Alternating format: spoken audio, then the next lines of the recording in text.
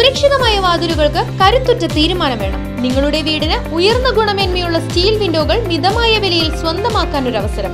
Steel fabrication, steel doors and Windows, Desamangalam, Varavattoor. Phone 9744935740. ഇന്ന് നിങ്ങളോട് പറയാനുള്ള ചില കാര്യങ്ങൾ, ജനങ്ങളോട് പറയാനുള്ള ചില കാര്യങ്ങൾ, അത് പറഞ്ഞ് പോകേണ്ട കാര്യങ്ങളാണ്. എന്തിനാണ് ഇത്രമാത്രം പിണറായി ഭയപ്പെടുന്നതെന്ന് അറിയില്ല. രാവിലെ ഇവിടെ വരുന്നു, പോലീസ് ഭീഷണിപ്പെടുത്തുന്നു, ഹോട്ടലുകാരെ ഭീഷണിപ്പെടുത്തുന്നു, ഈ പ്രസ് കോൺഫറൻസ് അറേഞ്ച് ചെയ്യാൻ വന്ന എൻ്റെ സ്റ്റാഫിനെ എന്താ പറയുക ഭീഷണിപ്പെടുത്തുന്നു. നിങ്ങളെ ഭീഷണിപ്പെടുത്തിയതെന്ന് എനിക്കറിയില്ല. അപ്പോൾ ഒരു ഭീഷണിയുടെ കാലഘട്ടത്തിലൂടെ നമ്മൾ കടന്നു പോകുന്നത്. ഇവിടെ ഒരു തെരഞ്ഞെടുപ്പ് ചട്ടലംഘനവും ഇവിടെ പി വി അൻവർ നടത്താൻ പോകുന്നില്ല. തെരഞ്ഞെടുപ്പ് ചട്ടലംഘനം എന്ന് പറയുന്നത് വായിച്ച് പഠിച്ചിട്ടുള്ള നിയമങ്ങൾ വായിച്ച് പഠിച്ചിട്ടുള്ള വ്യക്തിയാണ്, പ്രത്യേകിച്ച് ഈ തെരഞ്ഞെടുപ്പിൽ. ഞാനത് സൂക്ഷ്മം ആ കാര്യങ്ങൾ നോക്കി ഇന്നലെ ഇലക്ഷൻ കമ്മീഷൻ്റെ ഏറ്റവും ഉത്തരവാദിത്തപ്പെട്ടവരോട് സംസാരിച്ചിട്ട് തന്നെയാണ് ഈ പ്രസ് കോൺഫറൻസ് ഇവിടെ വിളിച്ചിട്ടുള്ളതും. ഇന്ന് DMKയുടെ പ്രവർത്തകർ എല്ലാ വീട്ടിലും കയറുന്നുണ്ട് നോട്ടീസ് കൊടുത്തിട്ട്. അത് പാടില്ല എന്നാണ് പറഞ്ഞിരുന്നത്. ചട്ടം അത് പറയുന്നില്ല. ചട്ടം പറയുന്നത് ശബ്ദമുഖരിതമായ പ്രചരണം ഇന്നലെ വൈകുന്നേരം 6 മണിക്ക് അവസാനിപ്പിക്കണം. മറ്റുള്ള എല്ലാ കാര്യങ്ങൾക്കും സ്വാതന്ത്ര്യമുണ്ട്.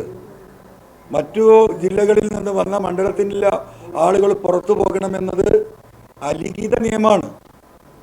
തെരഞ്ഞെടുപ്പ് കമ്മീഷൻ നിയമത്തിൽ അങ്ങനെ പറയുന്ന ഇല്ല. അപ്പോൾ അവർക്ക് ഞങ്ങളെ സംബന്ധിച്ച് ഇവിടെ പ്രവർത്തിക്കാൻ ആളുകൾ കുറവാണ്. അതൊരു വസ്തുതയാണ്. തുടക്കം മുതലേ പറയുന്നതാണ്. ഞങ്ങളാകെ 32 ദിവസം പ്രായമുള്ള ഒരു സോഷ്യൽ സംഘടനയാണ്. ഇവിടെ CPMൻ്റെ ഉരുക്കുകോട്ട എന്ന് പറയുന്നിടത്ത് 98 MLAമാരും മന്ത്രിമാരും മുഖ്യമന്ത്രി അടക്കം ഒരു ഭാഗത്ത്, 19 MP മാരും പ്രതിപക്ഷ നേതാവും 40 MLAമാരും മറുഭാഗത്ത്, സുരേഷ് ഗോപിയും കേന്ദ്രമന്ത്രി ഉൾപ്പെടെയുള്ള മറ്റു മന്ത്രിമാരും അവരുടെ ദേശീയ നേതാക്കന്മാരും മറൊരു ഭാഗത്ത്. ഇവരെല്ലാം കൂടെ നിന്നിട്ട് ഏറ്റുമുട്ടുക. എന്തിനൊരു വായി പോയ കൊടാലിയെ കൊണ്ട്. ഒരു കോൺഗ്രസിൽ നിന്ന് കയറി വന്ന ഏതോ ഒരു അലവലാതി, ആ അലവലാതിയെ ഏറ്റുമുട്ടുകയാണ്. ഞങ്ങൾക്ക് ഇന്നത്തെ ദിവസം കൂടി ഞങ്ങൾ ഉപയോഗപ്പെടുത്തും. ഞങ്ങൾക്ക് പരിമിതികളുണ്ട്. അതിന് ഭയപ്പെടുത്തിയിട്ടൊന്നും കാര്യമില്ല. ഒരുപാട് ഭയപ്പെടുത്തിയല്ലോ. 20ലധികം കേസുകൾ PV അൻവറിൻ്റെ പേരിൽ FIR ഇട്ട് കഴിഞ്ഞു. എന്തിൻ്റെ പേരിലാണ്? ഈ ജനങ്ങളോട് ചില കാര്യങ്ങൾ പറഞ്ഞതിൻ്റെ പേരിലല്ലേ? ആശുപത്രിയിൽ പോയതിൻ്റെ പേരിലാണ് ജാമ്യമില്ല വാറണ്ട്. ഇന്ന് രാവിലെ അവിടെ വന്ന രോഗിക്ക് ഡയാലിസിസ് ചെയ്യാൻ സാധിച്ചിട്ടില്ല. 4 ബെഡുണ്ട്, സ്റ്റാഫില്ല അവിടെ. ആ 4 എണ്ണത്തിന് ചെയ്യാനുള്ള സംവിധാനമില്ല. ഇത് ചോദിക്കാൻ അവിടെ കുറച്ച് മെഷീൻ കൊടുക്കാൻ വേണ്ടിയിട്ട് അതിൻ്റെ ഇൻഫ്രാസ്ട്രക്ചർ പരിശോധിക്കാൻ പോയപ്പോൾ ഡോക്ടറും ഇല്ല, നഴ്സും ഇല്ല, സൂപ്രണ്ടും ഇല്ല. അത് ഞാൻ വർത്തമാനം പറയാം. എൻ്റെ രീതി അതാ. ഞാൻ പറഞ്ഞു പോകും. അതിൻ്റെ പേരിലാണെന്ത് കേസായിക്കോട്ടെ, അത് കുഴപ്പമില്ല. അപ്പം ഞാൻ ഇന്നിവിടെ വന്നത് 2 കാര്യങ്ങൾ നിങ്ങൾ അവതരിപ്പിക്കാനാണ്. പിണറായി കടന്നിട്ട് ഇങ്ങനെ ബേജാറാവൊന്നും വേണ്ട. ഇപ്പോൾ 25 ലക്ഷം ചെറുതുരുത്തിയിൽ നിന്ന് പിടിച്ചിട്ടുണ്ട്. ആർക്ക് വന്ന പൈസ? ആരാ ചെറുതുരുത്തിയിൽ ക്യാമ്പ് ചെയ്യണത്? വരുമാനമല്ലേ? അവിടെ നിന്നല്ലേ പൈസ മുഴുവൻ ഒഴുകുന്നത്? ആ 25 ലക്ഷത്തിൻ്റെ സോഴ്സ് ആരതാ? ആർക്ക് കൊണ്ടുവന്ന പൈസയാണ്? ഇപ്പോൾ കോളനികളിൽ പത്രക്കാർ ദയവായി അന്വേഷിക്കണം. കോളനികളിൽ അവർ കൊടുക്കുന്ന സ്ലിപ്പ് കവറില്ല. സാധാരണ സ്ലിപ്പ് കൊടുത്താൽ പോവുക. ആ കവറിൻ്റെ ഉള്ളിൽ സ്ലിപ്പിനോടൊപ്പം എന്താ? ബഹുമാനപ്പെട്ട മഹാത്മാഗാന്ധിയെ ചിത്രമുള്ള നോട്ടുകെട്ടുകളാണ്. ആരാ കൊടുക്കുന്നത്? അവിടെയാണ് വിഷയം. ഇവർ ഇതുവരെ പറഞ്ഞു നടന്നിരുന്ന എന്താണ്? കോളനികളുടെ വോട്ടിൽ ഒരു കുഴപ്പമില്ല. ഇത്രയും മോശമായ കോളനി വേറെ എവിടെയുള്ളത്? കേരളത്തിൽ കാണുമോ? ഞാൻ ഏറ്റവും കഷ്ടപ്പെടുന്ന നാട്ടിൽ പോകുന്ന ആൾ ആഫ്രിക്ക, പട്ടിണി പാവങ്ങളിൽ. അവിടെയൊക്കെ ഓലമേഞ്ഞ പുല്ലുമേഞ്ഞ വീടാണെങ്കിലും അതിനൊരു മണ്ണിൻ്റെ ചുമരും എന്താ പറയുക, നിലമൊക്കെ ഒന്ന് മണ്ണിട്ട് മെഴുകിയ വീട്ടിൽ അവരൊക്കെ താമസിക്കുന്നത്. ഇവിടെ ഒന്ന് പോയി നോക്കൂ നിങ്ങൾ. ഇടതുമുന്നണി തന്നെ കൊടുക്കുന്ന പണം കൊടുക്കേണ്ടടുത്ത് അവരെത്തി. പണം മാത്രമല്ല, മദ്യം ഒഴുക്കാൻ പോകുക അവർ. എന്നോട് ഉത്തരവാദിത്തപ്പെട്ട നേതാവ് ഇന്നലെ മിനിയാന്ന് 2 നേതാക്കന്മാർ, അതിൽ കോൺഗ്രസ് നേതാവുണ്ട്, CPMൻ്റെ നേതാവുണ്ട്. എന്തിനാണ് അൻവർക്കായി വെയിലും കൊണ്ട് ഈ കോളനിയും കൂടെയൊക്കെ നടക്കുന്നത്? നിങ്ങൾക്ക് ഇനിയും കോളനി മനസ്സിലായിട്ടില്ല. എന്നെ പഠിപ്പിക്കുക. അതൊക്കെ തലേ ദിവസം കൊടുക്കേണ്ട സാധനം ഞങ്ങൾ കൊടുക്കും. അതോടുകൂടി കഴിഞ്ഞ് വെറുതെ കോളനി പോയി വെയിലുള്ളണ്ട. ഈ മനോഗതമാണ് ഇവിടെ. ആ പാവപ്പെട്ട മനുഷ്യരെ മദ്യം വാങ്ങിക്കൊടുത്തിട്ട് വോട്ട് പിടിക്കുന്ന മനോഗതം. അത് UDFനുണ്ട്, LDFനുണ്ട്, BJPക്കുണ്ട്. ഈ മണ്ഡലത്തിനാകെ നടക്കുന്ന അതാണ് സ്ഥിതി. അപ്പോൾ അത് അല്ല, അത് നിങ്ങൾ കണ്ടുപിടിക്കും. ഇപ്പോൾ 25 ലക്ഷം പിടിച്ചാൽ എങ്ങനെയാണ്? അത് വസ്തു വരുമല്ലോ, ഈ പോലീസെല്ലാം അന്വേഷിക്കുന്നത്. അതിനിപ്പോൾ അൻവറിന് കൊടുക്കുന്ന പണമാകുമെന്ന് എനിക്കറിയില്ല. മനസ്സിലായില്ലേ? ഇതല്ലേ രീതി. ഞാൻ ചോദിക്കട്ടെ, ഈ കോളനി കൊടുക്കുന്ന തെളിവ് എന്തിനാ കവറിലിട്ട് സ്ലിപ്പ് കൊടുക്കണം? ഈ ചരിത്രം ഞാനൊരു 5-8 ഇലക്ഷനിൽ 5-6 ഇലക്ഷനിൽ നേരിട്ട് മത്സരിക്കുകയും അല്ലാത്ത കുറേ ഇലക്ഷൻ നടത്തുകയൊക്കെ ചെയ്തിട്ടുള്ള ആളാണ്. എൻ്റെ ചരിത്രത്തിൻ്റെ ഈ ഇലക്ഷൻ അനുഭവങ്ങളിൽ കവറിൽ സ്ലിപ്പ് ഇട്ട് കൊടുക്കും ആരെങ്കിലും? എന്തിനാണ് ഈ കവറ്? അപ്പോൾ വിഷയം അതൊന്നുമല്ല. ഞാൻ വന്ന വിഷയം, ഞാൻ ഇന്ന് ഇലക്ഷൻ കമ്മീഷന് വലിയൊരു പരാതി നൽകിയിട്ടുണ്ട്.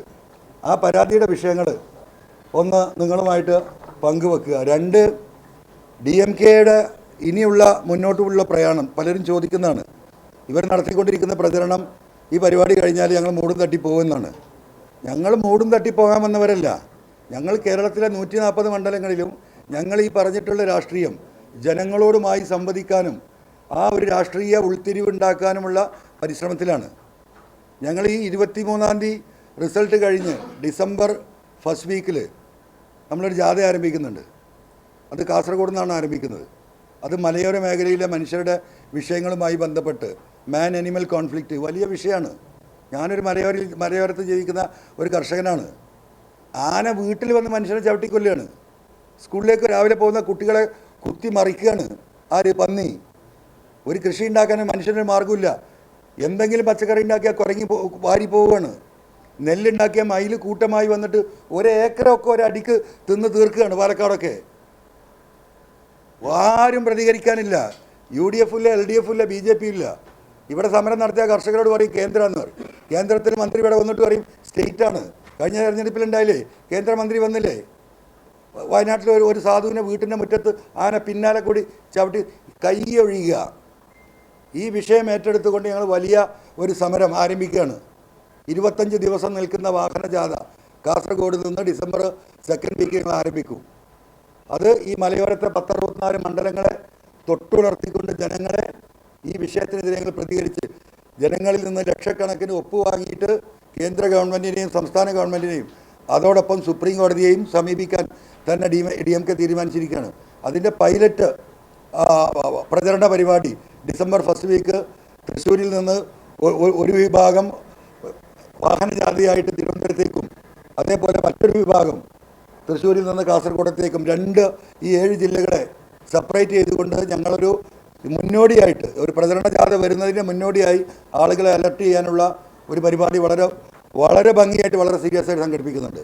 അതിന് ഈ കാർഷിക മേഖലയിലെ മലയോര മേഖലയിലെ എല്ലാ കർഷക സംഘങ്ങളുമായും കമ്മിറ്റികളുമായും ഈ പറയുന്ന വന്യമൃഗ വേട്ടയ്ക്കെതിരെ പെരുമാറുന്ന ജനങ്ങളുമായും ഈ പറയുന്ന മലയോരത്തുള്ള സകലമായിട്ടുള്ള ക്രിസ്ത്യൻ കമ്മ്യൂണിറ്റിയുമായും ഒക്കെ നമ്മൾ ബന്ധപ്പെട്ട് അതിന് കാര്യങ്ങൾ ചെയ്തുകൊണ്ടിരിക്കുകയാണ്. അതൊന്ന്. രണ്ടാമത്തെ വിഷയം അതിൽ നമ്മൾ ഉന്നയിക്കുന്ന ഈ ജാഥയിൽ ഉന്നയിക്കുന്നത് ഈ സർഫാസി ആക്റ്റാണ്. ഈ മണ്ഡലത്തിലൂടെ നടക്കുമ്പം കേരളത്തിൽ എവിടെ നടന്നാലും ഈ ഇരിക്കുന്ന പത്രക്കാരായ നിങ്ങൾ പോലും നിങ്ങളുടെ ബന്ധുക്കൾ പോലും എല്ലാവരുടെയും കിടപ്പാടം പണയത്തിലാണ്. എന്തിനു വേണ്ടിയിട്ടാണ് പണയം വെച്ചിട്ടുള്ളത്? ഒന്നുമില്ലെങ്കിൽ ചികിത്സക്കാണ്, അല്ലെങ്കിൽ മക്കളുടെ വിദ്യാഭ്യാസത്തിനാണ്. ഇതാണ് മേജറായിട്ട് വരുന്നത്. ആരതിൻ്റെ ഉത്തരവാദി? ഈ സർക്കാർ ആശുപത്രി മുഴുവൻ ഉണ്ടായിട്ട് ചികിത്സ കൊടുക്കാൻ കഴിയാത്തതുകൊണ്ടാണ് കിടപ്പാടം പണയം വെച്ചിട്ട് ഈ സാധുക്കൾ ആശുപത്രിയിൽ പോയി ചികിത്സിക്കേണ്ടി വരുന്നത്. അതിനു വേണ്ടിയിട്ട് ലോണാണ്. അതുപോലെ തന്നെ മക്കൾക്ക് വിദ്യാഭ്യാസം നടത്താൻ ഇവിടെയുള്ള പരിമിതമായ സൗകര്യം, മക്കൾ പുറത്തുപോയി പഠിക്കാൻ എങ്ങനെയെങ്കിലും കുടുംബം രക്ഷപ്പെടട്ടെ എന്ന നിലക്ക് ഈ കിടപ്പാടം പണയപ്പെടുത്തി ലോൺ എടുത്ത 2 ലക്ഷവും 5 ലക്ഷവും എടുത്ത ആളുകളെ മുഴുവൻ കൊല വിളിക്കുകയാണ് ഈ സർഫാസി ആക്ടിൻ്റെ പേരും പറഞ്ഞിട്ട്. ആരാ ചെയ്യുന്നത്? ഇവിടെ CPM-ൻ്റെ കയ്യിലല്ലേ സഹകരണ ബാങ്കുകൾ മുഴുവൻ. ഇന്നിപ്പോൾ അത് കേരള ബാങ്ക് ആക്കിയില്ലേ? എന്നിട്ട് 2 ലക്ഷം രൂപ ലോൺ എടുത്തവനെ 10 ലക്ഷത്തിൻ്റെ പ്രോപ്പർട്ടി പിടിച്ചങ്ങോട്ട് പറിച്ച് വാങ്ങുക. ഇവർ കയറെടുക്കുക, നടു റോഡിലേക്ക് ഇറങ്ങുകയാണ്. റോഡ് സൈഡിൽ കൂര കെട്ടി താമസിക്കുന്നു കേരളത്തിൽ ആയിരക്കണക്കിന് ആളുകൾ. ആരാ ഭവനം പിടിച്ചെടുക്കുന്നത്? അതിനൊരു ബില്ല് കൊണ്ടുവന്നു കഴിഞ്ഞ നിയമസഭയിൽ, ജപ്തി നിരോധന ബില്ല്. ഒരാളെ പറയാൻ പറ്റുമോ പിണറായിക്ക്? ആ ബില്ല് വലിയ കൊട്ടിക്കൊഴിച്ച ബില്ലായിരുന്നല്ലോ.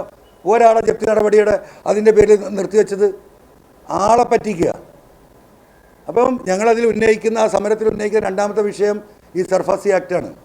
ആ സർഫാസി ആക്ടിൻ്റെ മറവിൽ മനുഷ്യരെന്താ ചെയ്യുന്നത്? ഞങ്ങളതിന് പ്രതിരോധം തീർക്കാൻ തീരുമാനിച്ചിരിക്കുന്നത്. ജനകീയ പ്രതിരോധ സമിതികൾ കേരളത്തിലുടനീളം ഉണ്ടാക്കും. ഈ ജപ്തി ചെയ്യുന്ന വസ്തു വാങ്ങാൻ ഒരാളും തയ്യാറാവില്ല. തയ്യാറാകുന്ന ആളുകൾക്കെതിരെ ജനകീയ പ്രതിരോധം തീർക്കും. അവരെ ഈ സമൂഹത്തിൽ ഒറ്റപ്പെടുത്തും. അവർക്ക് ഊരുവിലക്കുണ്ടാക്കും ജനങ്ങൾ കൂടിയിട്ട്. ഒരാൾ വന്നിട്ട് ഈ പറയുന്ന ബാങ്കുകൾ ജപ്തി ചെയ്യുന്ന സാധനങ്ങൾ എടുക്കാൻ ഞങ്ങൾ സമ്മതിക്കില്ല. നമുക്ക് നോക്കാം, ഈ ബാങ്കെല്ലാം കൂടിയിട്ട് ഇത് വിഴുങ്ങുമോ? തിന്ന് തീർക്കാൻ പറ്റുമോ ഈ വീടൊക്കെ? അതിന് സമ്മതിക്കില്ല. അതിന് ജനകീയ പ്രതിരോധം ഉണ്ടാക്കും. ആ പ്രതിരോധവുമായിട്ട് ഞങ്ങൾ മുന്നോട്ട് പോകും. അതാണ് രണ്ടാമത്തെ കാര്യം. മൂന്നാമത്തെ കാര്യം, ഈ നാട്ടിൽ നടക്കുന്ന, ഇവിടെ നടന്നുകൊണ്ടിരിക്കുന്ന ഈ പറയുന്ന അനാവശ്യമായിട്ടുള്ള നമ്മുടെ പോസ്റ്റ്മോർട്ടമാണ്. ബ്രിട്ടീഷുകാരുടെ കാലഘട്ടത്തിൽ ആരംഭിച്ച നിയമത്തിൻ്റെ അടിസ്ഥാനത്തിലാണ്. കാരണം അനാവശ്യമായിട്ടുള്ള പോസ്റ്റ്മോർട്ടങ്ങൾ. യെസ്, ആ പോസ്റ്റ്മോർട്ടം തടയാൻ നിയമത്തിൽ മാറ്റം വരുത്തണം. വൈകുന്നേരം 5 മണിയായാൽ പോസ്റ്റ്മോർട്ടം ഇല്ല. അപകടത്തിൽപ്പെടുന്ന, ദുരന്തത്തിൽപ്പെടുന്നവർ, അതിലും വലിയ ദുരന്തമാണ് ഈ പോസ്റ്റ്മോർട്ടം. അതിൽ നിയമ ഭേദഗതി വരുത്തണം. അപകട മരണങ്ങളിൽ അനാവശ്യമായ പോസ്റ്റ്മോർട്ടം ഒഴിവാക്കി ഈ മനുഷ്യരെ സഹായിക്കണം. അതിന് നിയമ ഭേദഗതി വരുത്താനുള്ള ഒരു പോരാട്ടവും ഞങ്ങൾ ഈ സമരത്തിൻ്റെ ഭാഗമായി നടത്തുന്നുണ്ട്. ഇതാ ഇവിടെ പോലീസ് ഓഫീസർമാരുണ്ട്. എന്നും പോലീസ് സ്റ്റേഷനിൽ എന്താ പറയുക, പോസ്റ്റ്മോർട്ടത്തിന് പോവുക, ഡോക്ടർമാർ പോസ്റ്റ്മോർട്ടത്തിന് പോവുക. വാഹനം ഇടിച്ചാൽ മരിക്കുന്നത്. ഇന്ത്യയെ പോലെയുള്ള 150 കോടി ജനങ്ങളുള്ള ഈ നാട്ടിൽ എന്നും പോസ്റ്റ്മോർട്ടമാണ്. ഒരു വർഷം 15,000 പോസ്റ്റ്മോർട്ടമാണ് നിയമസഭയിൽ വന്ന കണക്ക് കേരളത്തിൽ.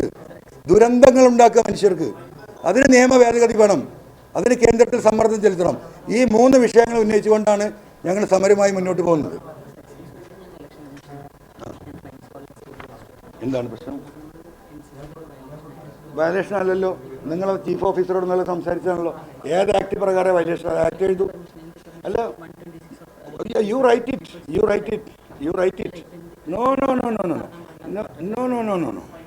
നിങ്ങൾ എന്ത് ആക്ടാന്ന് കൂടി നിങ്ങൾ പറഞ്ഞിട്ടില്ലല്ലോ. Violation of model code of conduct of what is this? Restriction on election during the period of 48 years above. എന്താണ്? What is the restriction? It has to come to know.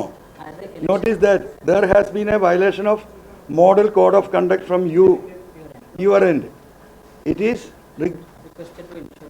requested to ensure that the violation of MCC being, you show me that, you show me the law. Show me. ഞാൻ നിങ്ങളുടെ നേരത്തെ senior ഓഫീസറുമായി സംസാരിച്ചാണല്ലോ.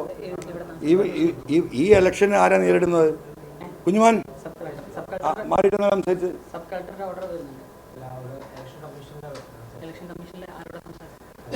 Number കൊടുക്കൂ. എന്തിനാ permission? Press കോൺഫറൻസിന് permission വേണോ? ഇല്ലല്ല, നിങ്ങൾ അത് എഴുതു. Violation മാത്രം. എന്താണ് വയലേറ്റ് ചെയ്യുന്നത്?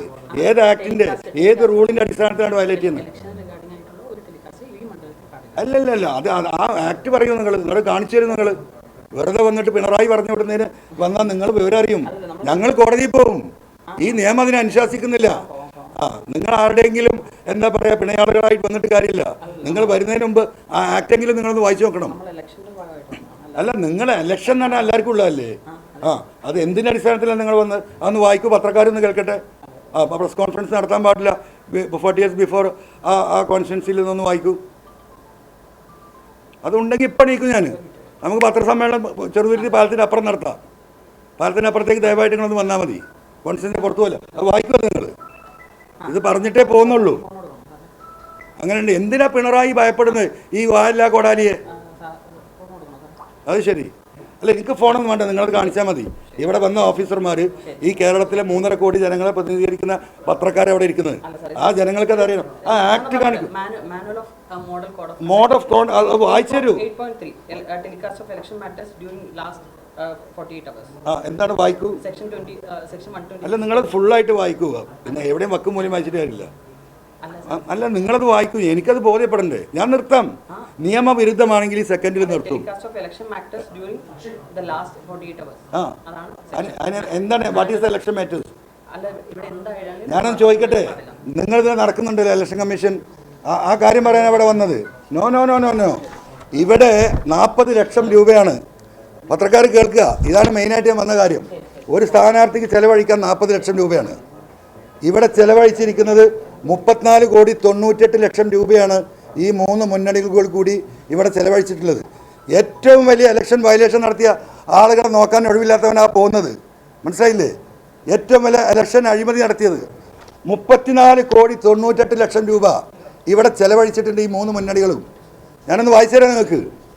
ഇവിടെ ഒരു സ്ഥാനാർത്ഥിയും ജയിക്കാൻ പോകുന്നില്ല. ഇവരൊന്ന് ജയിക്കട്ടെ, കോടതിയിൽ നമുക്ക് കാണാം. ഈ പച്ചയായിട്ടുള്ള ഇലക്ഷൻ വയലേഷൻ കൊള്ള ഈ തെരഞ്ഞെടുപ്പ് മണ്ഡലത്തിൽ നടത്തിയിരിക്കുന്നു 3 മുന്നണികളും. ഇത് കൃത്യമായി ബൂത്ത് അടിസ്ഥാനത്തിൽ ഞങ്ങൾ കണക്കെടുത്ത് വീഡിയോ എടുത്ത് അത് വെച്ചിട്ട് തന്നെയാണ് ഇലക്ഷൻ കമ്മീഷന് പരാതി കൊടുത്തിരിക്കുന്നത്. ഇത് 12/11/24 ഇന്ന് രാവിലെ ചീഫ് ഇലക്ഷൻ കമ്മീഷണർക്ക് കൊടുത്ത പരാതിയാണ്. ഈ പരാതിയുടെ അടിസ്ഥാനത്തിൽ അത് വിശദീകരിക്കാൻ അവിടെ വന്നത്.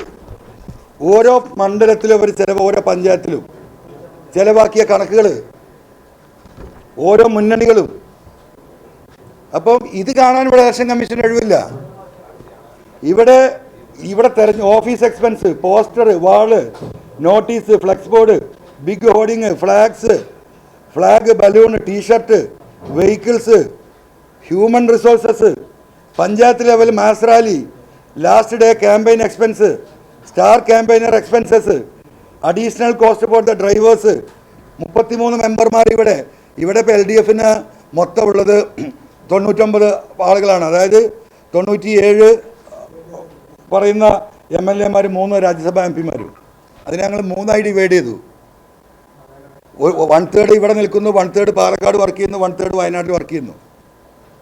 അവരുടെ താമസം, അവരുടെ ഭക്ഷണം, ഒരു ബൂത്തിൽ ആവറേജ് നിങ്ങൾ നടന്നു നോക്കണം. 5 ഓഫീസ് ഉണ്ട് ഇവർക്ക് ഒരു ബൂത്തിൽ.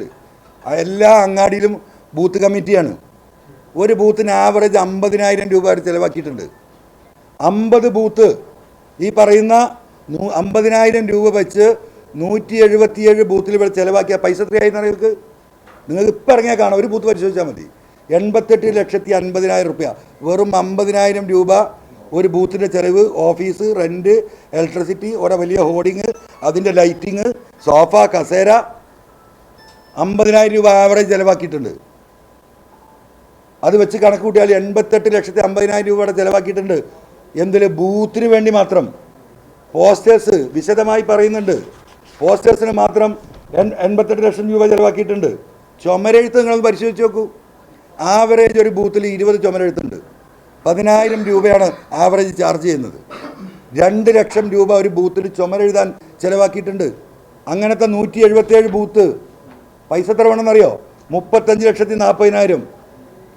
ഒരു മണ്ഡലത്തിലേക്ക് അടിച്ച നോട്ടീസുകൾ മാത്രം 10,62,000. ഫ്ലെക്സ് ബോർഡുകൾ 7 ലക്ഷത്തി ചില്ലാനം. ഓരോ മുന്നണി ചിലവാക്കിയ വലിയ ഹോർഡിങ്സ് നിങ്ങൾ കാണുന്നുണ്ടല്ലോ. ഓരോ മുന്നണിക്കും ആവറേജ് 30 എണ്ണം ഈ മണ്ഡലത്തിൽ. 60,000 തൊട്ട് 1 ലക്ഷം രൂപ വരെയാണ് അതിൻ്റെ പൈസ.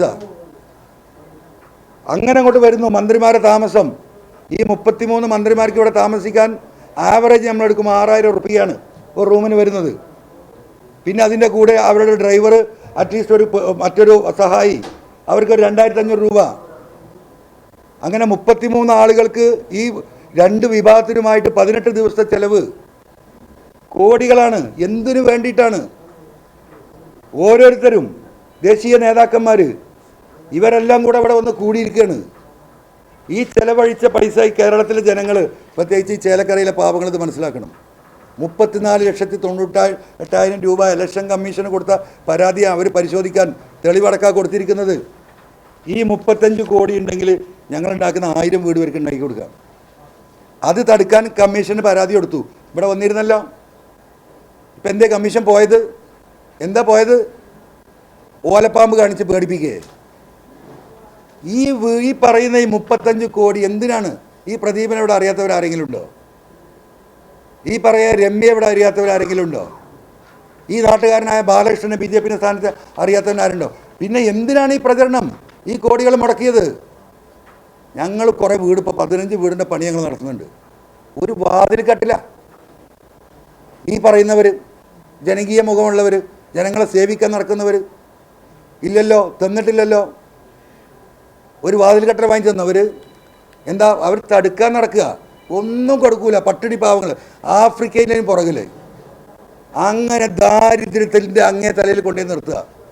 ഇപ്പോൾ ബഹുമാനപ്പെട്ട റിയാസ് എവിടെ താമസിക്കുന്നത്? ഈ ചെറുതുരുത്തിയിലല്ലേ? ഇന്നലെ ഞങ്ങളടുത്ത് സഖാവ് വന്നിരുന്നു. ഈ നാട്ടുകാർ കേൾക്കണം. സഖാവ് ഉമ്മർ അവിടുത്തെ ബ്രാഞ്ച് സെക്രട്ടറിയാണ്. 45 കൊല്ലമായി രാധാകൃഷ്ണൻ്റെ കൂടെ പൊതുപ്രവർത്തനം നടത്തുക. ആ സാധുവിന് 3 പെൺമക്കളാണ് ഉണ്ടായിരുന്നത്. 2 കുട്ടികൾ കുറച്ച് മുമ്പ്, വർഷങ്ങൾക്ക് മുമ്പ് റെയിൽ ആക്സിഡൻറ്റിൽ റെയിൽ ക്രോസ് ചെയ്യുമ്പോൾ മരിച്ചു. നമ്മളൊക്കെ വേദനയോട് കേട്ടതാണ്. ഒരു പെൺകുട്ടി മാത്രമേ ഉള്ളത്. ആ കുട്ടിയെ പഠിപ്പിക്കാൻ ഈ സാധു ഒരു ലോൺ എടുത്തു. എത്ര എടുത്തറിയാം നമുക്ക്? 1 ലക്ഷം റുപ്യ. 1 ലക്ഷം റുപ്യ എടുത്തത്. ആ വീട് ജപ്തി ചെയ്യാണ് ഇവർ. ഈ രാധാകൃഷ്ണൻ ഉൾപ്പെടെ പാർട്ടി നേതാക്കന്മാരെ പോയി അദ്ദേഹം കാലടിച്ചു. എൻ്റെ അടുത്ത് വന്ന് നിന്ന് അദ്ദേഹം കരഞ്ഞു. ഈ വെക്കുന്ന ഹോർഡിങ് 1 ലക്ഷം ഹോർഡിങ് 30 ഹോർഡിങ് അവർ വെച്ചിരിക്കുന്നത്. ഞങ്ങൾ കിട്ടിയെണ്ണം 1 ലക്ഷം റുപ്യ ഏറ്റവും ഉണ്ട്. ഒരു ഹോർഡിങ്ങിൻ്റെ പൈസ സാധുവിന് കൊടുത്താൽ അയാളെ വീട് പോവോ? ഈ റിയാസിൻ്റെ കൺമുമ്പിലാണല്ലോ. ആ മനുഷ്യനൊന്ന് വിളിച്ച് സംസാരിച്ചൊന്ന് പോയി നോക്കിയോ? അല്ല ഉമർ സാഖാവ് എന്താ പ്രശ്നം? എവിടുന്നാണ് ഈ പണം കൊടുത്ത് മറിക്കുന്നതെന്ന്? എവിടുന്നാണ്? ഇത് AC മൊയ്തീൻ തന്നെ കൊടുത്ത പരാതിയല്ല കേട്ടോ. ഇത് കൃത്യമായ കണക്കുകളുടെ അടിസ്ഥാനത്തിൽ ഇലക്ഷൻ കമ്മീഷൻ ഒഴിവാൻ പറ്റില്ല. ഇപ്പോൾ ഇവർ ട്രൗസർ ഇട്ട് വന്ന് ഒരുത്തം ഇവിടെ വന്ന് പോയല്ലോ. അവനൊക്കെ അതിന് ഉത്തരം പറയണം. അവരുടെ കൺമുമ്പിലാണിത്. ഇത് ആയിക്കോട്ടെ, കർശന നടപടി എടുക്കട്ടെ. കർശന നടപടി നമുക്ക് കാണാം. ഞാനും കർശനമായിട്ടുള്ള നിയമ പോരാട്ടത്തിന് തന്നെയാണ് ഒരുങ്ങുന്നത്. ഇവർക്ക് കണ്ണോട്ടന്മാരല്ലേ നടക്കുന്നത്? പൊതുസ്ഥലങ്ങളിൽ പബ്ലിക് പ്ലേസിൽ ഇത് ഒട്ടിക്കാൻ പാടില്ല. സകല ഇലക്ട്രിക് പോസ്റ്റിൻ്റെ മുകളിൽ ഇതല്ലേ, ഒന്നിൻ്റെ മുകളിൽ കറുപ്പടിക്കുക ഒരു സാധാരണ. ഒറ്റൊരു സ്ഥലത്ത് ഈ ഇലക്ഷൻ കമ്മീഷൻ കറുപ്പടിച്ചിട്ടുണ്ടോ? ഒരു പാസ്റ്റർ മാന്തി പൊളിച്ചിട്ടുണ്ടോ? ആശുപത്രിയുടെ ചുമരിൽ വരെ ഇവരുടെ ചുമരെഴുത്തല്ലേ. ഇതിനെന്താ പറയുക? അഹങ്കാരം, ധിക്കാരം എന്നല്ല പറയാം. എന്നിട്ട് അതൊന്നും ഇലക്ഷൻ കമ്മീഷൻ കാണുന്നില്ല. അവർ കാണാത്തതുകൊണ്ട് തന്നെ പരാതി കൊടുക്കുന്നത്.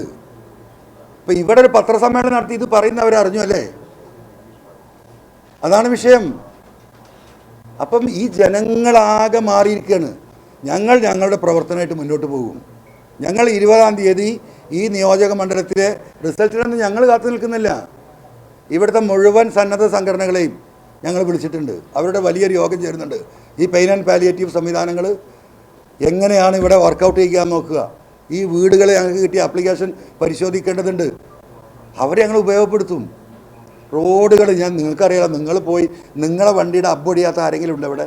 ഈ 2 മെയിൻ റോഡല്ലാതെ ഗ്രാമീണ റോഡുകളുടെ സ്ഥിതി എന്താ? നിലമ്പൂരിൽ നിങ്ങൾ വരൂ.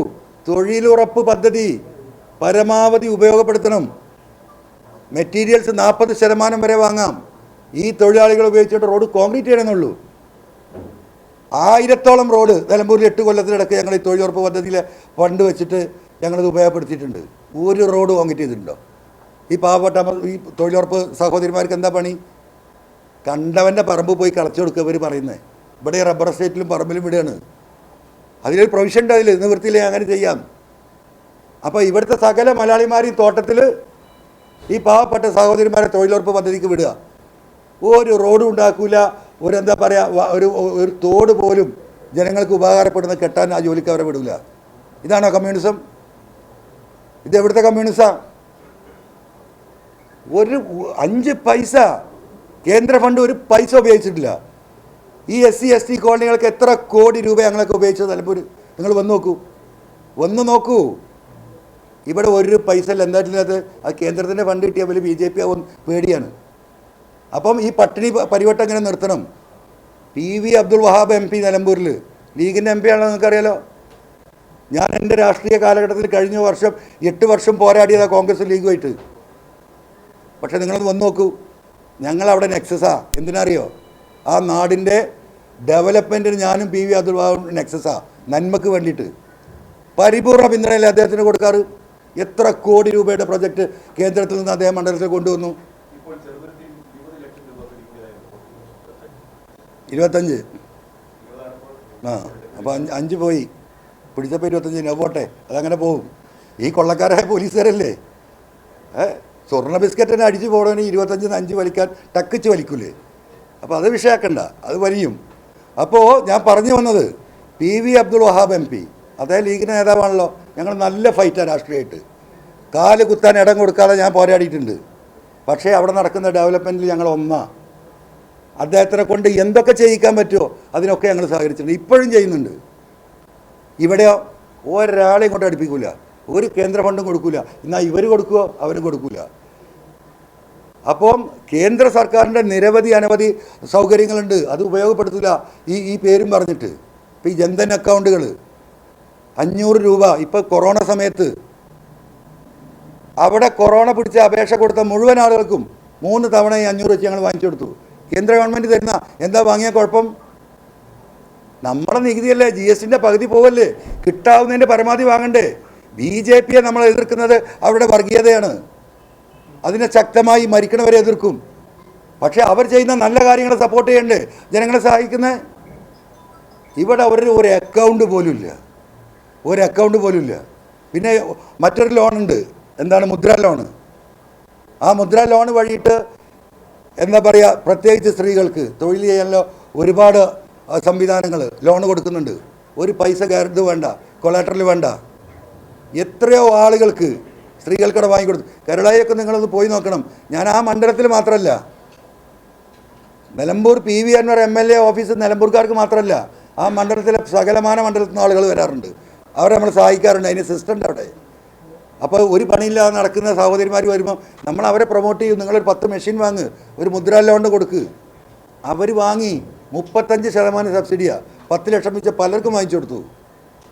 2 ആൾ 3 ആൾ വെച്ച് തുടങ്ങിയ സഹോദരിമാരുടെ ആ യൂണിറ്റുകൾ ഇന്ന് 30-40 ആളുകൾ വർക്ക് ചെയ്യുക. ചിലരൊക്കെ 1 കോടിയിലെ വിറ്റുവരവിലേക്ക് എത്തി. ഇതല്ലേ രാഷ്ട്രീയ പ്രവർത്തനം? അപ്പം എന്താ അത് പറ്റൂല? അതെന്താ? മുദ്ര ലോണ് കിട്ടുക, ആ പേപ്പറിൻ്റെ മുകളിലുണ്ടാവും ആ പ്രധാനമന്ത്രിയുടെ ഒരു ഫോട്ടോ. അത് കണ്ടാൽ ഈ വോട്ട് ഒന്നായിട്ട് പോകുന്ന ഇവരെ പേടി. നിലമ്പൂരിൽ ഒരു ഒറ്റ സീറ്റില്ല BJPക്ക് ഇതൊക്കെ ചെയ്തിട്ട്. അതാണ് രാഷ്ട്രീയം.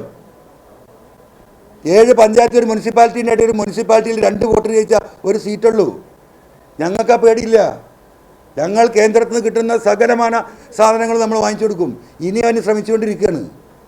കോൺഗ്രസ്സുകാരുണ്ടല്ലോ ഇവിടെ, എത്ര MP മാരുണ്ട്? ഒരു രാജ്യസഭാ MP-ൻ്റെ 5 പൈസ ഇവിടെ കണ്ടോ? എന്തെങ്കിലും മുടക്കിയിട്ടുണ്ടോ ഇവിടെ വികസനത്തിന്? BJPക്കാർ ഇവിടെ എന്താ ഇന്ന്? ഇത്രയും സ്വാധീനമുള്ള ആളുകൾ ഏതെങ്കിലും ഒരു സ്ത്രീക്ക് 100 രൂപ ഈ മണ്ഡലത്തിൽ വാങ്ങിക്കൊടുത്ത് ഞങ്ങളിൽ നടന്നിട്ട് കണ്ടിട്ടില്ല. ഞങ്ങൾ ചോദിച്ചു പലരോടും. അപ്പോൾ നെക്സസ് പട്ടിണി പാവങ്ങളായിട്ടൊരു മണ്ഡലത്തിലെ മനുഷ്യരെങ്ങനെ പേക്കോലങ്ങളാക്കി ഇടുക. ആശുപത്രിയില്ല, ചികിത്സയില്ല, ഡയാലിസിസ് വന്നോ മരിച്ചോളണം.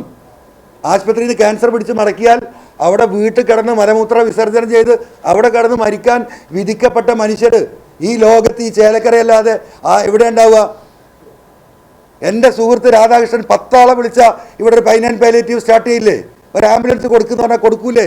നിങ്ങൾ കുറച്ച് സാധനം കൊടുക്കുക പറഞ്ഞാൽ കൊടുക്കൂലേ? എന്താ മുടക്ക്? ഒരു മുടക്കില്ലല്ലോ. എന്താ വിളി മാത്രം?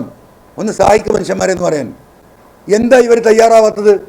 കഷ്ടപ്പെട്ട് ദുരിതമായിട്ട് അങ്ങനെ നടക്കട്ടെ. അപ്പോൾ എന്നും വരുമല്ലോ, സാറേ സഖാവേ സാറേ. കോൺഗ്രസ്സുകാരെയും BJPൻ്റെയും നേതാക്കന്മാരുടെ കമ്മ്യൂണിസ്റ്റുകാരെയും മൂട്ടിലിങ്ങനെ നടക്കുന്ന ഈ പാവങ്ങൾ ജീവിതത്തിൻ്റെ 2 അറ്റം മുട്ടാൻ ഒരു മാർഗ്ഗമില്ല. സർക്കാരിൻ്റെ സഹായം കിട്ടണം. അപ്പോൾ ഒരു വീട് കൊടുത്താൽ ഒരു തറയിടും, എന്നിട്ട് 2 കൊല്ലം ഇരുത്തും. ഒരു തെരഞ്ഞെടുപ്പ് കഴിഞ്ഞാൽ കട്ടില വെക്കാനുള്ള പൈസ കൊടുക്കും. അടുത്ത തെരഞ്ഞെടുപ്പ് വരുമ്പോൾ ചുമര് കെട്ടാനുള്ള പൈസ കൊടുക്കും. അപ്പോൾ 6 മാസം കൊണ്ട് തീരുന്ന പെരപ്പണി 10 കൊല്ലം കൊണ്ടും തീരൂല.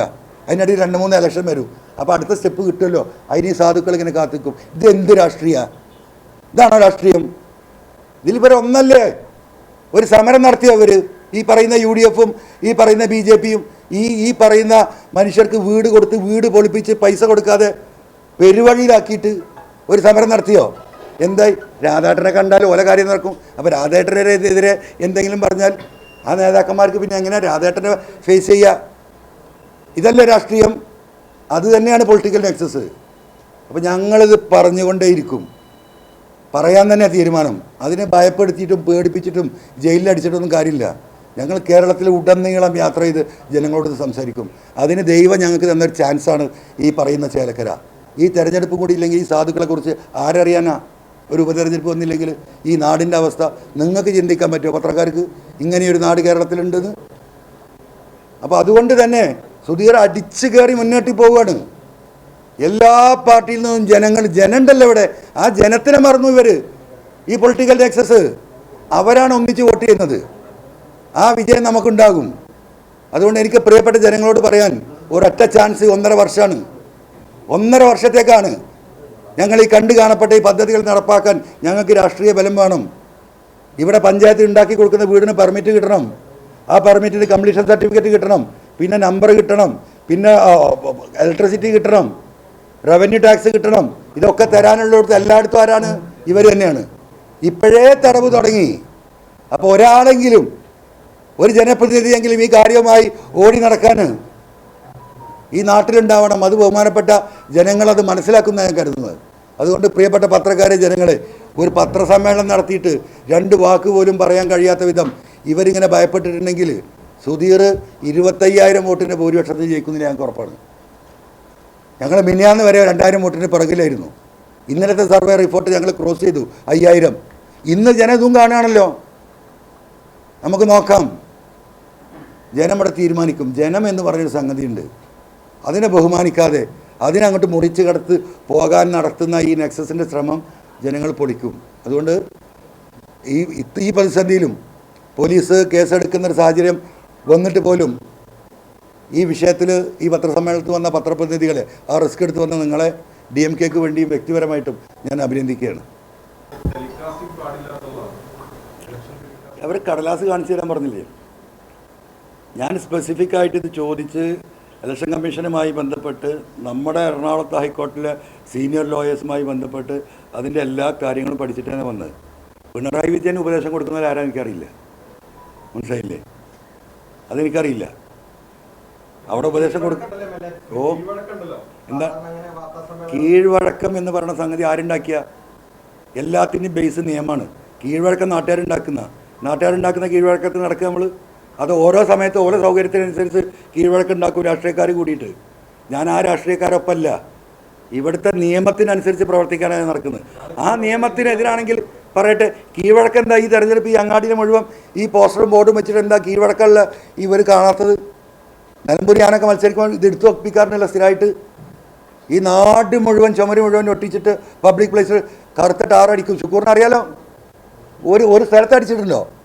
ഇലക്ട്രിക് പോസ്റ്റ് തന്നെ കാണൂല. അതിൻ്റെ മുകളിൽ ഇങ്ങനെ ഊഞ്ഞാലാടുക അവർ 3 ആൾ കൂടിയിട്ട്. എന്തൊരു ഊഞ്ഞാലാട്ടാണ്! ഇതൊന്നും കാണാതെ എങ്ങനെ പോവുക? കണ്ണൂട്ടന്മാരായിട്ട് ഇലക്ഷൻ കമ്മീഷൻ്റെ ഉദ്യോഗസ്ഥർ. പിന്നെ ഒരു സാധു ചെക്കനെ ഇങ്ങോട്ട് പറഞ്ഞയച്ചിട്ട് എന്താ കാര്യം? ആ സാധു എന്ത് ചെയ്യാനാ? അവന് നിവർത്തിയില്ല. അവൻ്റെ ഹയർ ഓഫീസേഴ്സ് പറയാം. അങ്ങനെ ധൈര്യം ഉണ്ടെങ്കിൽ ഹയർ ഓഫീസേഴ്സ് വരട്ടെ, ഈ സബ് കളക്ടർ വരട്ടെ, അല്ലെങ്കിൽ കളക്ടർ വരട്ടെ, നിയമം പഠിച്ചവരും അതിന് എക്സ്പീരിയൻസ് ഉള്ളവരും വരട്ടെ. We will have the debate. എന്നിട്ട് ഞാൻ തെറ്റാണെങ്കിൽ എന്നെ അറസ്റ്റ് ചെയ്യട്ടെ. അതല്ലേ ചെയ്യേണ്ടത്? അത് ഉറപ്പല്ലേ? ഇത് എക്സിക്യൂട്ടീവ് മജിസ്ട്രേറ്റ് വിവേകിന് വിവരം ഉള്ളതാണോ ഇല്ലാത്തതാണോ എന്ന് എനിക്കറിയില്ല. ഇപ്പം ഈ പറഞ്ഞ കാര്യത്തിൽ അയാൾക്കൊരു വിവരമില്ല, ഒരു തർക്കമില്ല. ഒരു നോട്ടീസ് വരുമ്പോൾ അതിൻ്റെ സെക്ഷൻ എന്നില്ല. ഇന്ന സെക്ഷൻ പ്രകാരം ഇത് പത്രത്തിൽ വാർത്ത വരുന്നത് അത് കോപ്പി ചെയ്തിട്ട് ഇലക്ഷൻ വയലേഷൻ എന്ന് പറഞ്ഞാൽ ഒരു വാറോല നോട്ടീസും കൊണ്ട് വന്നാൽ PVN ഇതൊക്കെ ഇട്ട് എറിഞ്ഞിട്ട് പോകണോ? അത് നിങ്ങൾ വേറെ ആളെ നോക്കണം. ഇലക്ഷൻ കമ്മീഷൻ നടക്കില്ലത്. നിയമം എല്ലാവർക്കും ഒന്നാണ്. അതവിടെ ഉണ്ടായിട്ടുള്ളത്. ബാക്കി കുറച്ച് പറയാനുണ്ട്, നമുക്ക് പിന്നെ പറയാം. മനസ്സിലായില്ലേ? പറച്ചിൽ തുടരാം നമുക്ക്. എന്തായാലും നമ്മുടെ മലയോര ജാഥക്ക് ദയവായിട്ട് നിങ്ങളുടെ എല്ലാവരുടെയും പിന്തുണ വേണം. 10-25 ദിവസം ഉണ്ടാവും. ഇതിൽ പലരും മലയോര ഭാഗത്തു നിന്ന് വരുന്ന മനുഷ്യരുണ്ട്. മനുഷ്യന്മാർക്ക് ഇവിടെ ജീവിക്കാനൊരു മാർഗ്ഗമില്ല. നമ്മുടെ മന്ത്രിനല്ല, ബഹുമാനപ്പെട്ട വനം വന്യജീവി വകുപ്പ് മന്ത്രി എൻ്റെ വാപ്പാൻ്റെ അനുയായിയാണ്. എനിക്ക് ഭയങ്കര ബഹുമാനമുള്ള വ്യക്തിയാണ്. വീട്ടിൽ മാസങ്ങളോളം താമസിച്ചിട്ടുള്ള എൻ്റെ സഹോദരനെ പോലെ ജ്യേഷ്ഠനെ പോലെയാണ് അദ്ദേഹം. അതൊരു തർക്കമില്ല. എൻ്റെ ജ്യേഷ്ഠൻ NCPൻ്റെ സംസ്ഥാന സെക്രട്ടറി കൂടിയാണ്. എന്താ പറയുക, ആ ഫാമിലി റിലേഷൻ്റെ ഭാഗമാണ്. പക്ഷേ അദ്ദേഹം കഴിഞ്ഞ നിയമസഭാ സമ്മേളനത്തിൽ ഈ വിഷയം വയനാട്ടിലെ ഈ ഇഷ്യൂ സിദ്ദീഖ് സബ്മിഷനായി ഉന്നയിച്ചപ്പോൾ അദ്ദേഹം പറഞ്ഞൊരു മറുപടി ഉണ്ട്. അദ്ദേഹം പറഞ്ഞെന്താ അറിയോ? അദ്ദേഹം നീട്ടിട്ട് പറഞ്ഞു, ഞാൻ വനം വന്യജീവ് വകുപ്പ് മന്ത്രിയാണ്, എനിക്ക് മൃഗങ്ങളെയും മരങ്ങളെയും കാടും സംരക്ഷിക്കാനാണ് എൻ്റെ ഉത്തരവാദിത്വം എന്ന് പറഞ്ഞതിൻ്റെ അർത്ഥം എന്താ? എനിക്ക് മനുഷ്യരെ സംരക്ഷിക്കാൻ ബാധ്യതയില്ല എന്നല്ലേ അതിൻ്റെ മറ്റേ അർത്ഥം? പിണറായി പറഞ്ഞ പോലെ ഈ സ്വർണ്ണക്കള്ളക്കടത്ത് കേസിൽ പോലീസിൻ്റെ ഇടപെടൽ വലിയ പ്രയാസങ്ങൾ കള്ളക്കടത്തുകാർക്ക് സൃഷ്ടിക്കുന്നുണ്ട്. അവരാണോ ഈ പരാതിയുടെ പിന്നിലെന്ന് പരിശോധിക്കണം. അപ്പോൾ പത്രക്കാരായ നിങ്ങളെ ചോദ്യം അതാരാ? PVN ആണോ? അത് എനക്കറിയില്ല അല്ലേ എന്ന് പറഞ്ഞ പോലെയല്ലേ ഈ പറഞ്ഞ ശശീന്ദ്രൻ്റെ മറുപടി? ഞാൻ വനം വന്യജീവി വകുപ്പ് മന്ത്രിയാണ്. അപ്പോൾ ഇനി ഇവിടെ മനുഷ്യ സംരക്ഷണ വകുപ്പ് മന്ത്രി കൂടി വേണം. ഞങ്ങൾ ഈ പറയുന്ന സമരജാഥയിൽ ഉന്നയിക്കാൻ പോകുന്ന ഒരു പ്രധാന വിഷയം മനുഷ്യരെ സംരക്ഷിക്കാൻ ആരുമില്ലെന്ന്. അപ്പോൾ ഒരു മനുഷ്യ സംരക്ഷണ വകുപ്പ് മന്ത്രി കൂടി കേരളത്തിന് അടിയന്തരമായിട്ട് വേണം. അതും ഞങ്ങളുടെ ഈ സമരജാഥയുടെ ഒരു ഭാഗമാണ്. അതുകൊണ്ട് ദയവായി അതിൽ രാഷ്ട്രീയം കാണരുത്. ഞങ്ങളിപ്പോൾ എന്തായാലും രാഷ്ട്രീയത്തേക്കൊന്നുമില്ല. ഈ 2-3 സമരം നടത്തട്ടെ. അത് കഴിഞ്ഞിട്ട് ഞങ്ങൾ ഫെബ്രുവരി 1st വീക്കിൽ ജാതി സെൻസസ് നടത്തണമെന്ന് പറഞ്ഞിട്ട് തിരുവനന്തപുരത്ത് നിന്ന് കാസർഗോട്ടേക്ക് ജാഥ ഉണ്ട്. ഭാഗികമായി നടത്തിയ സംസ്ഥാനങ്ങൾ ഇവിടെ ഉണ്ട്. ഇവിടെ എങ്ങനെ ദളിതർക്കും പിന്നോക്കക്കാർക്കും ന്യൂനപക്ഷങ്ങൾക്കും വേണ്ടി ഇങ്ങനെ വാതോരാതെ പ്രസംഗിച്ചുകൊണ്ടിരിക്കുക എല്ലാ മുന്നണികളും. ഒരു സ്റ്റെപ്പ് എടുക്കാൻ അവർ തയ്യാറില്ല. അർഹതപ്പെട്ട പലരും ഈ ജാതി സെൻസസ് നടത്തി റിസർവേഷൻ സ്ഥാപിക്കേണ്ട വിഷയത്തിൽ ഇവർക്കറിയാം, പലർക്കും പോവും. പലർക്കും ഇപ്പോൾ പല വഴിക്ക് പറഞ്ഞ വഴികളിലൂടെ ഈ നെക്സസിൻ്റെ ഭാഗമായിട്ട് അമ്മോൻ്റെ മക്കളും അമ്മായിൻ്റെ മക്കളും കോൺഗ്രസ്സുകാരും ലീഗുകാരും BJPയും CPMും ഒക്കെ ആരാ? ഈ താൽക്കാലിക ജീവനക്കാരാരാ? അമ്മോൻ്റെ മക്കൾ, അമ്മായിൻ്റെ മക്കൾ അല്ലേ? ഇതാണ് ഇടപാട്. അപ്പോൾ ഇതിലൊന്നും ആരും വരില്ല. അവിടെ ഈ നെക്സസാണ്, മനസ്സിലായില്ലേ? കാരണം അവനാൻ്റെ കാര്യം നടക്കണം. ഈ ഏർപ്പാടിനെതിരെയാണ് ഞങ്ങളുടെ സമരം. ആ സമരം ഞങ്ങൾ ആരംഭിക്കും. ആദ്യത്തെ സമരം ഈ പറഞ്ഞതുപോലെ ഈ മലയോര മേഖലയിലെ വിഷയമാണ്. അത് കഴിഞ്ഞ് ആ ജാഥ അവസാനിച്ച് ഒരാഴ്ച ഞങ്ങൾ റെസ്റ്റ് എടുത്താൽ പിന്നെ ഞങ്ങൾ ജാഥ തുടങ്ങുന്നത് തിരുവനന്തപുരത്തു നിന്നാണ് കാസർഗോഡേക്ക് 45 ദിവസം നീണ്ടു നിൽക്കുന്നത്. അത് ജാതി സെൻസസ് നടത്തി ഈ സംവരണം ഉറപ്പുവെക്കണം എന്ന് പറഞ്ഞിട്ടാണ്. അത് കഴിഞ്ഞാൽ പിന്നെ മലബാറിൻ്റെ അണ്ടർ ഡെവലപ്മെൻറ്റ് അത് ഞങ്ങൾ മാർച്ച് ഏപ്രിലിൽ നടത്തും. നമുക്കറിയാം, തൃശ്ശൂരിൽ നിന്ന് ഇങ്ങോട്ട് കാസർഗോട്ടേക്ക് ഉള്ള വികസനം വേറെ രീതിയിലും എറണാകുളം തൊട്ട് അങ്ങോട്ടുള്ള വികസനം വേറെ രീതിയിലാണ്. അത് ബ്രിട്ടീഷുകാരുടെ കാലഘട്ടം തൊട്ടേ അങ്ങനെയാണ്. അപ്പോൾ അതിൻ്റെ ഭാഗമായിട്ട് ഒരുപാട് ഇഷ്യൂസ് ഉണ്ടായിട്ടുണ്ട്. ഒരുപാട് നഷ്ടങ്ങൾ ഈ നാട്ടിലെ ജനങ്ങൾക്കുണ്ട്. ആരോഗ്യരംഗത്ത് വലിയ പിന്നോക്കാവസ്ഥയുണ്ട്, വിദ്യാഭ്യാസ രംഗത്ത് പിന്നോക്കാവസ്ഥയുണ്ട്, ഇൻസ്റ്റിറ്റ്യൂഷൻസിൻ്റെ എണ്ണക്കുറവുണ്ട്. ഇപ്പം മലപ്പുറത്ത് 16 MLAമാരാണ് ഞങ്ങൾ. 50-55 ലക്ഷം റുപ്യ ജനങ്ങൾ മലപ്പുറത്തുണ്ട്. ഒരു കലക്ടറാണ്. വയനാട്ടിൽ 3 നിയോജക മണ്ഡല 12-15 ലക്ഷം ജനമുള്ളത്. അവിടെ ഒരു കലക്ടറാണ്. 60 ലക്ഷം ആളുകളുടെ പ്രശ്നങ്ങൾ പരിഹരിക്കാൻ ഒരു കലക്ടർ, 12 ലക്ഷം ആളുകളുടെ പ്രശ്നം പരിഹരിക്കാൻ ഒരു കലക്ടർ. ഇടുക്കിയിൽ ആകെ 20 ലക്ഷം, അവിടെ ഒരു കലക്ടറാണ്. പത്തനംതിട്ടയിൽ 18-20 ലക്ഷമാണ്. അപ്പോൾ 60 ലക്ഷം ആളുകൾക്ക് ഈ പറയുന്ന 3 ലക്ഷം അല്ലെങ്കിൽ 3 കോൺസ്റ്റിറ്റ്യുവൻസി അല്ലെങ്കിൽ 15 ലക്ഷം 20 ലക്ഷം ആളുകൾ താമസിക്കുന്ന ജില്ലയിലെ ആനുകൂല്യങ്ങളാണ് കിട്ടുന്നത്, സൗകര്യമാണ് കിട്ടുന്നത്. ഈ വയനാടും പത്തനംതിട്ടയും ഇടുക്കിയും ചേർന്നാൽ എല്ലാം കൂടെ ചേർന്നാൽ 35 ലക്ഷമേ ഉള്ളൂ. നിങ്ങൾ മനസ്സിലാക്കണം. അങ്ങനെ ശ്വാസം മുട്ടാണ്. സ്കൂൾ തുറക്കുമ്പോൾ സീറ്റില്ല, കോളേജിൽ പോകാൻ മാർഗമില്ല. മലബാർ അണ്ടർ ഡെവലപ്മെൻറ്റ് പറഞ്ഞാൽ വലിയ പ്രശ്നമാണ്. അപ്പം മൂന്നാമതായിട്ട് DMK ഏപ്രിൽ മെയ്യോട് കൂടി ഞങ്ങൾ മഴയ്ക്ക് മുന്നായി ഏറ്റെടുക്കുന്നത് ഈ പറയുന്ന മലബാർ അണ്ടർ ഡെവലപ്മെൻറ്റ് വിഷയം കേരളത്തിലെ ജനങ്ങളുടെ മുന്നിലെത്തിച്ച്, ഭരണാധികാരികളുടെ മുന്നിലെത്തിച്ച് ഈ 7 ജില്ലകൾക്കുണ്ടായി, പാലക്കാട് അടക്കം തൃശ്ശൂർ അടക്കം ഉണ്ടായിട്ടുള്ള പിന്നോക്കാവസ്ഥ ഞങ്ങൾ നോട്ടിഫൈ ചെയ്യുന്നുണ്ട്. അതിന് റിസർച്ച് ടീം വർക്ക് ചെയ്തുകൊണ്ടിരിക്കുക കഴിഞ്ഞ 1.5 മാസമായിട്ട്. എന്തൊക്കെയാണ് നമ്മുടെ പോരായ്മകൾ, എവിടെയാണ് ഈ പാർഷ്യാലിറ്റി കിടക്കുന്നത്, അതെങ്ങനെയാണ് കോമ്പൻസേറ്റ് ചെയ്യേണ്ടത്, വിശദമായൊരു ടീം റിസർച്ച് നടത്തി ഡെയിലി അവർ അപ്ഡേറ്റ് ചെയ്തുകൊണ്ടിരിക്കുകയാണ്. അരമണിക്കൂർ ഡെയിലി അവരോട് ഈ തെരഞ്ഞെടുപ്പിൻ്റെ തിരക്കിൻ്റെ ഇടയിൽ ഞങ്ങൾ സംസാരിക്കുന്നുണ്ട്. അങ്ങനെ ഈ 3 സമരജാഥകൾ ഈ നാട്ടിലെ ജനങ്ങൾക്ക് വേണ്ടി. പോസ്റ്റ്മോർട്ടത്തിൻ്റെ കാര്യം ഞാൻ പറഞ്ഞു. അതിൻ്റെ ഇടയിൽ പോലീസ് കയറി വന്ന് നിങ്ങളൊന്ന് അന്തം വിട്ടുക സമയത്ത് നമ്മൾ മനസ്സിലാക്കേണ്ടത് എന്തിനാണ് ഈ പോസ്റ്റ്മോർട്ടം അപകട മരണങ്ങളിൽ പോസ്റ്റ്മോർട്ടം ചെയ്യുന്നത്? എന്തിനാ? ആ വ്യക്തി എങ്ങനെയാണെന്ന് മരിച്ചത് അറിയാനാണ്. അതാണ് പോസ്റ്റ്മോർട്ടം. അപ്പോൾ ഈ വാഹനങ്ങളിൽ കൂട്ടിയിടിച്ച് നടു റോഡിൽ മനുഷ്യനിങ്ങനെ യുദ്ധക്കളം പോലെ മരിച്ചു വീഴുക, ആ ഷോക്കായ ന്യൂസ് ആ കുടുംബത്തിന് കിട്ടി. അവരത് കേട്ട് വരുമ്പോൾ പിന്നെ നേരെ കൊണ്ടുപോകുന്ന അങ്ങോട്ടാ ആശുപത്രിക്ക്. അവിടെ ഇൻക്വസ്റ്റ്, പോസ്റ്റ്മോർട്ടം. 5 മണി കഴിഞ്ഞാൽ പോസ്റ്റ്മോർട്ടം ഇല്ല. എന്താ 5 മണി കഴിഞ്ഞാൽ പോസ്റ്റ്മോർട്ടം ഇല്ലാത്തത്? ലോകത്ത് ഏതെങ്കിലും രാജ്യത്തുണ്ടോ? ബ്രിട്ടീഷുകാരുണ്ടാക്കിയ നിയമമാണ്. എന്താ കാരണം? അന്ന് കറണ്ടില്ല. അപ്പോൾ സൂര്യ വെളിച്ചത്തിലേ പോസ്റ്റ്മോർട്ടം ചെയ്യാൻ പാടുള്ളൂ. വെളിച്ചത്തിൻ്റെ പരിമിതി ഉള്ളതുകൊണ്ട് പോസ്റ്റ്മോർട്ടത്തിൻ്റെ കൃത്യത നഷ്ടപ്പെടാതിരിക്കാൻ വെളിച്ചക്കുറവ് കാരണമാകുമെന്ന ബോധ്യത്തിൻ്റെ അടിസ്ഥാനത്തിൽ 901-ലും 902-ലൊക്കെ ഉണ്ടാക്കിയ നിയമം ഇപ്പോൾ ഈ കണ്ണഞ്ചിപ്പിക്കുന്ന പ്രകാശത്തിൻ്റെ സകലമാന സൗകര്യങ്ങളുണ്ടായിട്ട് റോബോട്ട് ഓപ്പറേറ്റ് ചെയ്യേണ്ട കാലമാണ്. അപ്പോഴെന്താണ് 5 മണിക്ക് പൂട്ടി ഏത് പോസ്റ്റ്മോർട്ടം. എന്നിട്ട് ഈ അപകടത്തിൽ പറ്റിയ കുടുംബം ആ രാത്രി മുഴുവൻ കാത്തിരിക്കുകയാണ്. എന്തിന്? ഈ വിണ്ട് കീറി എന്താ പറയുക 16 കഷ്ണമായ ശരീരത്തെ വീണ്ടും കീറി മുറിച്ച് പിറ്റേ ദിവസം രാവിലെ ഇൻക്വസ്റ്റ് നടത്തി, പിന്നെ ഡോക്ടർ സൗകര്യം പോലെ വന്ന് പോസ്റ്റ്മോർട്ടം നടത്തി ബാക്കി കാര്യങ്ങൾ പൂർത്തിയായി പിറ്റേ ദിവസം വൈകുന്നേരം 24 മണിക്കൂറും 28 മണിക്കൂറൊക്കെ ഈ പാവങ്ങൾ കാത്തി. ആ നിയമം ഭേദഗതി ചെയ്യണം.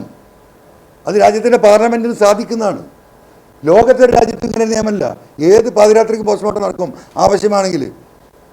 താനൂർ ബോട്ടപകടം 10-25 ആളുകൾ വെള്ളത്തിൽ പോയി മരിക്കുക. പിന്നെ അവിടെ എന്തിന് പരിശോധന?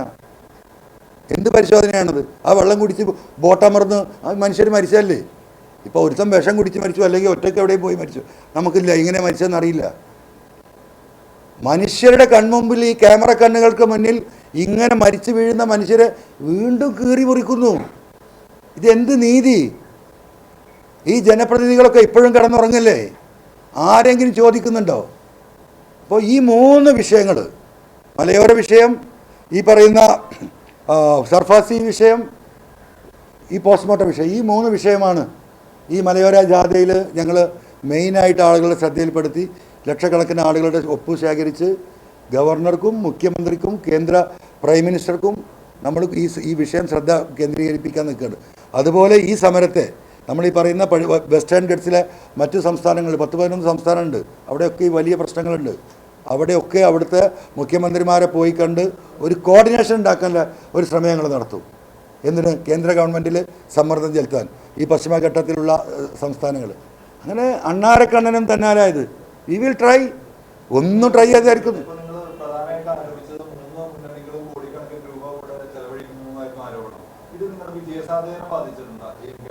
ഞങ്ങളെ വിജയസാധ്യത വർദ്ധിപ്പിച്ചിരിക്കുകയാണ്. ഞങ്ങളൊരു പോസ്റ്ററും കൂടി അടിച്ച് ഉള്ള പൈസയും കൂടി ഞങ്ങൾ മാറ്റി വെച്ച് ഞങ്ങൾ 9 പഞ്ചായത്തിൽ 9 വീട് പൈലറ്റ് പ്രോജക്റ്റ് ചെയ്തിരുന്നു. അത് ഇന്ന് 15ആയി. ഇന്ന് 16ാമത്തെ വീടിൻ്റെ പണി ഇറക്കുകയാണ്. പണി ആരംഭിച്ചു കഴിഞ്ഞു. ഒരു പൈസയും ചിലവാക്കേണ്ട പറഞ്ഞു. ഇവർ ഈ പറയുന്ന 5 സ്റ്റാർ ഹോട്ടലിലൊക്കെ കിടന്ന് ഈ പറയുന്ന മട്ടൻ ബിരിയാണി ചിക്കൻ ബിരിയാണി എടുക്കുമ്പോൾ നിങ്ങൾ വന്ന് കണ്ടതാണല്ലോ. പലരും വന്നിട്ടുണ്ടല്ലോ കല്യാണ മണ്ഡപത്തിൽ. അവിടെ എന്താല്ലേ കപ്പയും കഞ്ഞിയും തന്നെയാണ് കാര്യമായിട്ടുണ്ടായിരുന്നത്. അവിടെ ചപ്പാത്തി ഉണ്ടായിരുന്നത്, അതിൽ പച്ചക്കറി ഉണ്ടായിരുന്നത്. ഞങ്ങൾ ഒരു ദിവസത്തിന് 10,000 രൂപയ്ക്ക് ആ വാടക എടുത്ത് 500 ആൾ താമസിക്കുന്നുണ്ട് അവിടെ. ഇവിടെ 2 മന്ത്രിമാർക്ക് താമസിക്കണമെങ്കിൽ 12,000 റുപ്യ വേണം. PV Anwar അവിടെ തന്നെയാണ് കിടന്നത്. ഞാൻ സൂഹിക്കാൻ പോയിട്ടില്ല. കാരണം ഈ പ്രവർത്തകരെ ഈ കോലത്തിൽ നാട്ടിൽ നിന്ന് കൊണ്ടുവന്നിട്ട് അവരവിടെ ഇട്ടിട്ട് ഞാൻ എവിടെയും പോയി കിടക്കുക പറഞ്ഞാൽ അത് ശരിയല്ല. ഒന്ന്, രണ്ടാമത് രാപ്പകലില്ലാത്ത കോർഡിനേഷനാണ്. അപ്പോൾ എനിക്കൊരു സെക്കൻഡ് മാറി നിൽക്കാൻ കഴിയില്ല. ഇതൊക്കെ ഇവിടുത്തെ ജനങ്ങൾ കാണല്ലേ? ആ ജനങ്ങൾ തീരുമാനിക്കട്ടെ എന്ന്. ഇവിടെ അത്രയും നിഷ്കളങ്കരായ മനുഷ്യരാണ്. 6 തെരഞ്ഞെടുപ്പ്, നിയമസഭാ തെരഞ്ഞെടുപ്പിൽ ഒരു ജനതയെ ഒന്നാകെ പറ്റിക്കാൻ ഒരു രാഷ്ട്രീയ പാർട്ടിക്ക് മുന്നണിക്കും കഴിയാന്ന് പറഞ്ഞാൽ അവരെ വലിപ്പല്ല, ഈ മനുഷ്യരുടെ നിഷ്കളങ്കതയാണ്. ഓരോ പ്രാവശ്യം പറയും അടുത്ത പ്രാവശ്യം ശരിയാവും. അപ്പോൾ ഒരു വാതിൽക്കട്ടിൽ കൊണ്ടയാടെ വെക്കും. അപ്പോൾ കട്ടിൽ വന്നല്ല, അപ്പം ഇനി ചുമര് വരും. ഇങ്ങനെ പറ്റിക്കുന്നതിനൊരു പരിധി ഉണ്ടല്ലോ.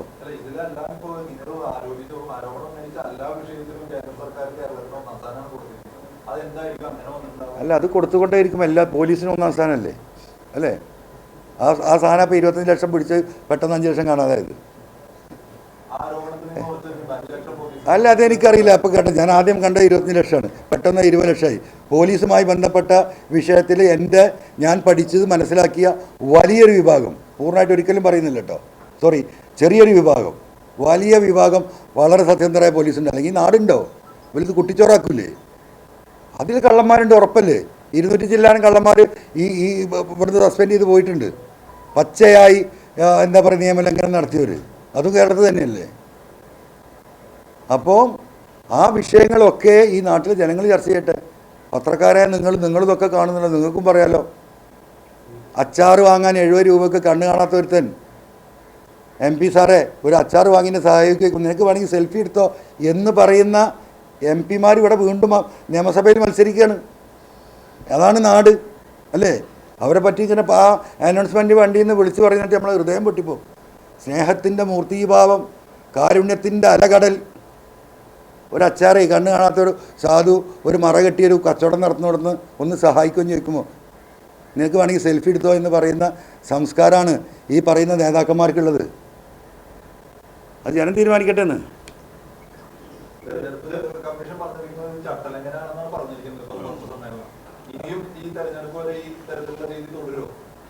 വേണ്ടി വന്നാലും ഇനിയും വിളിക്കുന്ന സമ്മേളനം ആവശ്യം വന്നല്ലേ. നിങ്ങൾ വരികയാണെങ്കിൽ നമ്മൾ ഇനിയും പറയില്ല. ഞാൻ ഒറ്റയ്ക്ക് ഇരുന്ന് പറയും, ഒറ്റയ്ക്ക് പറയും.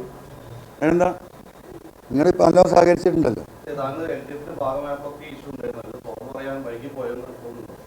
തുറന്നു പറയാൻ വൈകിപ്പോയെന്നൊന്നും തോന്നില്ല. പറയേണ്ട ഘട്ടം വന്നപ്പോൾ ഞാൻ പറഞ്ഞിട്ടുണ്ട്. വൈകിപ്പോലെ എൻ്റെ ജീവിതത്തിലുണ്ടല്ലോ. നമ്മളൊരു മാന്യത കാണിക്കണം. നമുക്കൊരു സംവിധാനമുണ്ട്, ഒരു ചട്ടക്കൂടുണ്ട്. CPM കൂടി വോട്ട് വാങ്ങിയിട്ടാണ് ഞാൻ MLA ആയത്. എനിക്ക് മറക്കാൻ പറ്റില്ലല്ലോ. അപ്പോൾ ആ പാർട്ടിക്ക് ഒരു ദോഷം വരാത്ത രീതിയിൽ ഈ കാര്യങ്ങളെ പ്രശ്നങ്ങൾ പരിഹരിക്കാൻ വേണ്ടിയിട്ടാണ് നിരന്തരമായി കത്തുകൾ കൊടുത്ത് നിരന്തരമായി ഇവരോട് സംവദിച്ച്. ഒന്നിനൊരു കഥയില്ല. പിന്നെ ഇതിലെന്ത് കഥയാണ്? അപ്പോൾ ഒരു പൊതുപ്രവർത്തകൻ നിലക്ക് ഒരു സമൂഹത്തെ ഒരു വലിയ ഗർത്തത്തിലേക്ക് ഒരു സർക്കാർ തള്ളി കൊണ്ടുപോകുമ്പോൾ അരുത് കാട്ടാള എന്ന് പറയേണ്ട ഒരു ഉത്തരവാദിത്തം അത് എത്രയും ഞാൻ നിർവഹിച്ചിട്ടുള്ളൂ. അതിലെനിക്ക് വരുന്ന റിസ്ക് എനിക്കറിയാം. അത് നടത്തട്ടെ.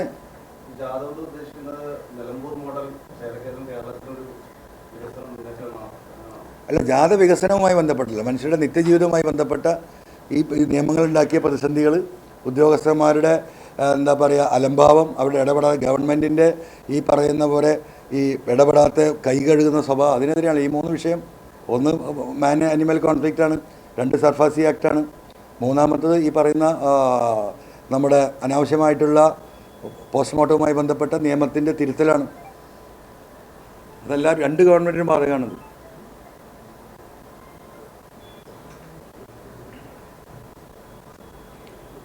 അപ്പോൾ അത് നമുക്കൊന്ന് കണക്കൂട്ടി നോക്ക്. ഞാൻ എഴുതി അയച്ചിട്ടുണ്ട്, മെയിൽ അയച്ചിട്ടുണ്ട്. ഈ തെരഞ്ഞെടുപ്പ് കമ്മീഷൻ ഇവിടെ ചിലവാക്കി ആർക്കെങ്കിലും ഇന്ന് ചെറിയൊരു ഒഴിവുണ്ടെങ്കിൽ ഒരു ബൂത്ത് നിങ്ങളൊന്ന് പരിശോധിച്ചോളൂ.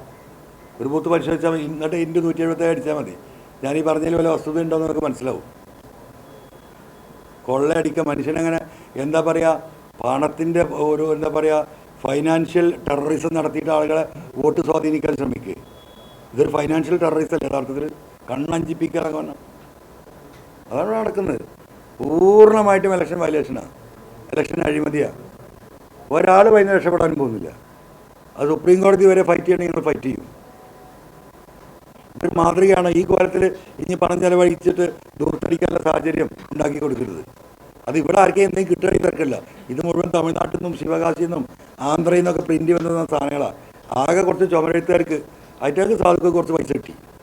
അതാണ് ഈ നാട്ടുകാരാകെ ചെയ്ത പ്രവൃത്തി. ബാക്കി മുഴുവൻ അന്യ സംസ്ഥാനങ്ങളിലാണ്. കോർപ്പറേറ്റുകളിൽ കരാർ കൊടുത്ത് അടിച്ച് മറിക്കാൻ ലോറി കൊടുത്തിട്ട് തട്ടല്ലേ, ടിപ്പർ ലോറി തട്ടുന്ന പോലെയാണ് സാധനങ്ങൾ തട്ടിയിരുന്നത്.